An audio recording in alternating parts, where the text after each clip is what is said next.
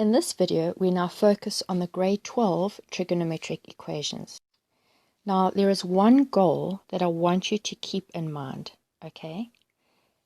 To be able to solve a trig equation, you need to get to the point where you have one trig function per equation, okay?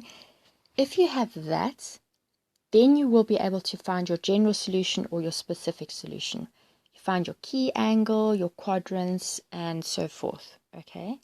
So what we focus on is different methods to get to this point where we have one trig function per equation. Okay, so let's start. Now, before we get stuck into the complex equations, okay, I just want to show you solving equations without a calculator. And what I want to show you here and to remind you of is that behind every equation is a graph. Okay, and we could use that graph to solve the equation, and we also have special angles available to us. Okay, so if we look at example 1, it says solve for theta if sine theta equals 0. Okay, now the graph of y equals sine theta, okay, if you know your trig graphs off by heart, you should be able to quickly draw it. Okay, ideally visualize it in your mind. Okay, and so forth.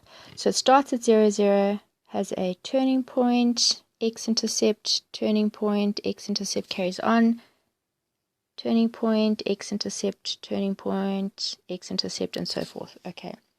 Now, sine theta equals 0. Our function is normally sine theta equals y. So in this case, y is 0, which means that we're talking about the x-intercepts.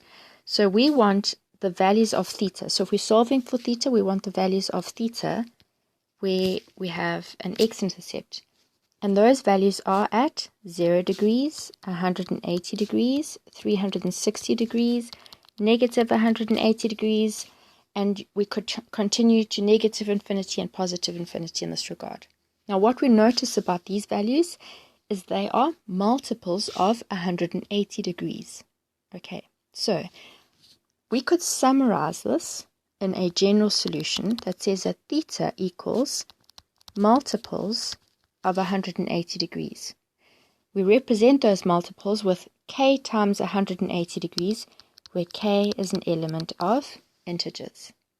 Okay, if we look at example 2, it says solve for theta if sine theta equals the square root of 3 over 2.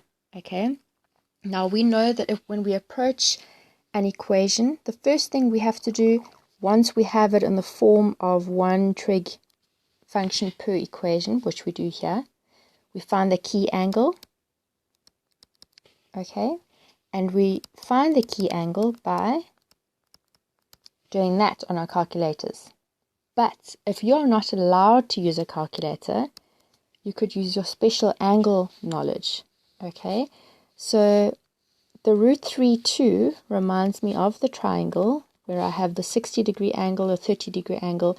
The sides are 1, 2, and root 3. So root 3 over 2 is the side opposite the 60 degrees over the hypotenuse, which is, so my key angle would then be 60 degrees. Okay, so then we could continue. My root 3 over 2, that's a positive value. To find my quadrants, I need to consider where is sine positive, and that is in quadrant 1 and quadrant 2. So quadrant 1, my answer would be theta equals the key angle plus multiples of the period of a sine graph, where k is an element of integers. In the second quadrant, my angle theta is equal to 180 degrees minus the key angle, plus k times multiples of a period of a sine graph, where k is an element of integers. Simplifying this, we have that theta equals 120 degrees plus k times 360 degrees. K is an element of integers. So those are my two general solutions, having used my special angle. Okay, so now we look at different types of equations, and we start to collect different techniques of how to get that one trig function to be able to solve. Okay, so equations needing to be factorized. Now if we look at this example 3, solve for x, and we have 2 sine x cos x equals sine x. Okay, before we even start to solve this equation, I just want to show you again, there is a graph behind this equation. So what I have here, the purple graph is the graph of y equals sine x cos x. The red graph is the graph y equals sine x. So where these two graphs intersect is where we would find the values of x that are the solution of this equation. So we'll find a solution there, solution there, solution there. Wherever they intersect, their points of intersection are the solution to this equation. Okay, but now let's look at how to solve this. Okay, so 2 sine x cos x equals sine x. Look at this equation carefully, okay? Look at what you notice. The first thing I check for is my angles. Are the angles all the same? If they are, it's very helpful, because if they aren't, you have to actually you have to manipulate things, whether that's using reduction or whatever, to get the same angle. Okay, but we do have the same angle. Next thing I look at is how many trig functions am I dealing with and what trig functions do I have. I have sine x and cos x. Okay, now the left hand side, 2 sine x cos x, you might recognize as your sine double angle. Okay, but if you were to contract that into the sine double angle, you'd get sine 2x on the side equals sine x, which actually causes issues because now your angles are different. Okay, so don't go there. Okay, what we can do is factorize. But now to factorize, just like with any other equation, you need 0 on the one side. So bring everything to the one side. So I have 2 sine x cos x minus sine x equals 0. Sorry, one thing I forgot to say. Remember, our goal is to have one trig function per equation. Okay, here I have 2. I've got sine x and a cos x. Now, you might be tempted to just divide through by sine x, because then you'll be left with just the cos x. But if you do that, you lose a solution. And since our solutions here are not just one value for x, but whole general solutions, you lose many solutions. So don't divide through by a trig ratio. Okay, factorize. Right. Looking at our left-hand side here, I've got two terms. Those two terms have sine x in common. So I'm going to factorize out sine x, and I'm left with 2 cos x minus 1 equals 0. Okay, now just like with any other factorized equation, to solve for the variable, I'll make each factor equal to 0. So I have sine x equals 0, or I have 2 cos x minus 1 equals 0. Now, if you look at that, in this equation I have one trig function, and in this equation I have one trig function.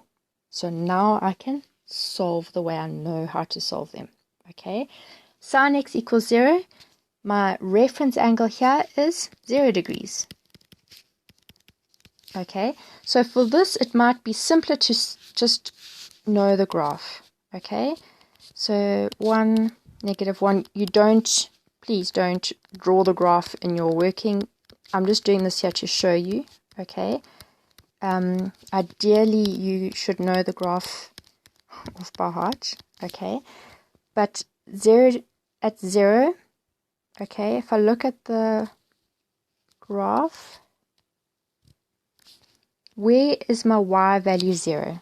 Okay, at 0 degrees, at 180 degrees, at 360 degrees, at negative 180 degrees. If we look at those values, they are multiples of 180.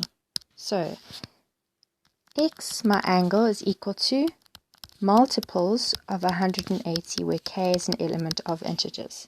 Okay, if you had used the traditional route to get to that, you would have found your reference angle, your quadrants. Now, 0 degrees is not in any quadrant, so then in that case you just consider it as positive, and you look at the positive quadrants for sine.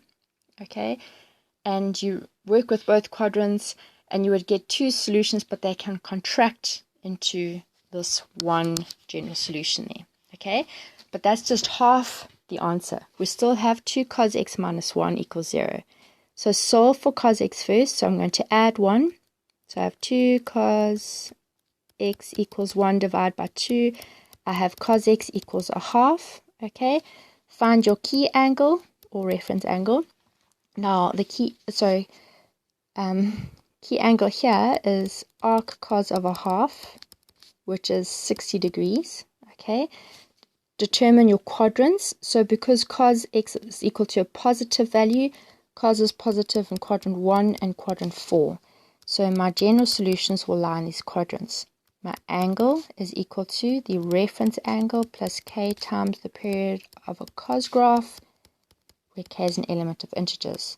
The fourth quadrant, x is equal to 360 degrees minus your reference angle plus k times the period of the cos graph, where k is an element of integers, and this simplifies to 300 degrees plus multiples of 360. Okay, so 2 general solutions there. Right, another example where we have an equation needing to be factorized. It says solve for theta, and we have sine theta all squared minus sine theta equals 2. Remember your goal, I want one trig function per equation. Okay, so I have only sine here, which is great, and they happen to have 0 degrees. Okay, but I want it where I have a trig function equal to a value. And what I have here is 2 terms still, so I don't want 2 terms. Okay, now what we can do here is factorize. But to factorize, I need 0 on the one side. So I'm going to subtract the 2. So I have sine theta all squared minus sine theta minus 2 equals 0. And I've got 3 terms here. This is a trinomial. Okay. To be able to factorize this, feel free to substitute. So if k is sine theta all squared would give me k squared minus sine theta, which is k, minus 2 equals 0. Solve it in terms of k first and then factorize back. Okay, or you're welcome to factorize with a sine straight away, but if you can't do that, try it with k. So this factorizes as k minus 2 in one bracket and then k plus 1 in the other. Okay, so I go back and I, in place of k, substitute sine theta. So I have sine theta minus 2 in one bracket and sine theta plus 1 in the other. Okay, now once it is factorized, take each factor and make it equal to 0. And solve. So solving for sine theta, I have that sine theta equals 2, or I have the factor sine theta plus 1 equals 0. Solving for sine theta, I have that sine theta equals negative 1. Okay, now I have one trig function per equation, and it's in the form trig function equals a value. Okay, so I need to solve both of these equations. Now, sine theta equals 2. Remember that for a sine graph, your maximum y value is 1 and your minimum y value is negative 1. So this here actually has no solution. There's no intersection of the sine graph and the line y equals 2. Oops, sorry. Y equals 2. There's no intersection. So for this, there is no solution. You don't have to show any working, nothing. You just write no solution. if your value is either greater than 1 or less than -1. Okay. Looking at sine theta equals 1. Okay. Now, again, if you know your functions, the graphs, sine theta equals -1 at a turning point. Okay. So let's just do this.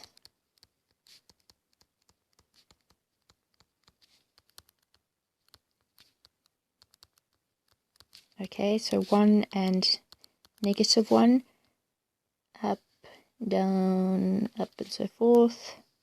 Okay, so -1 at -90 and at 270. Okay, so there is a gap here of 360 degrees. So theta equals, so our angle equals 270 degrees plus multiples of 360.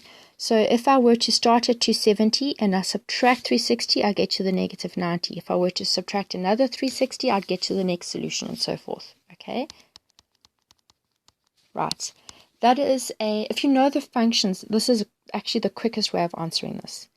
Again, you can use your key angle, your quadrants, the general solutions per quadrant, and you'd also get an answer. You'd get 2 equations, but they can actually be contracted into this one equation.